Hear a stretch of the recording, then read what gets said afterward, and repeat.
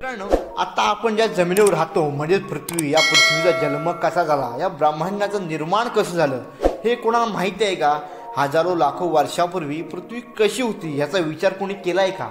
चला तर मग आपण आज हे पाहून घेऊया।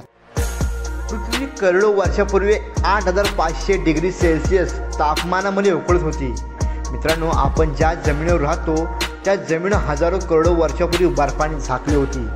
ज्या जागेवर आपलं सौरमंडल आहे त्या ठिकाणी धूळ आणि गॅसचे प्रमाण जास्त प्रमाणात होते। वैज्ञानिकांच्या मते धुळीच्या दूर असा एक तारा होता। काही वर्षानंतर त्याचे तापमान कमी झाल्याने त्याचा स्फोट झाला। गरमीमुळे त्या कणांचे दगडामध्ये रूपांतर झाले आणि मित्रांनो असा सूर्याचा जन्म झाला। चला मित्रांनो, आहे ना इंटरेस्टिंग? चला पुढे बघू आता।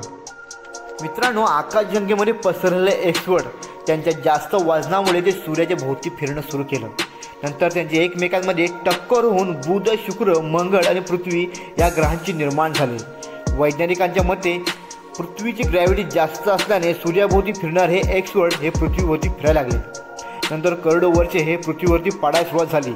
त्यावेळेस पृथ्वीचे तापमान 1900 डिग्री सेल्सिअस इतके होते। काही वर्षानंतर पृथ्वी थंड झाली आणि हे सर्व धातू पृथ्वीच्या पोटाशी गाळले गेले।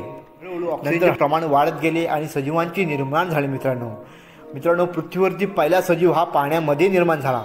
मित्रांनो, काही वर्षानंतर पावसामुळे हे सजीव पाण्यातून बाहेर येऊ लागले।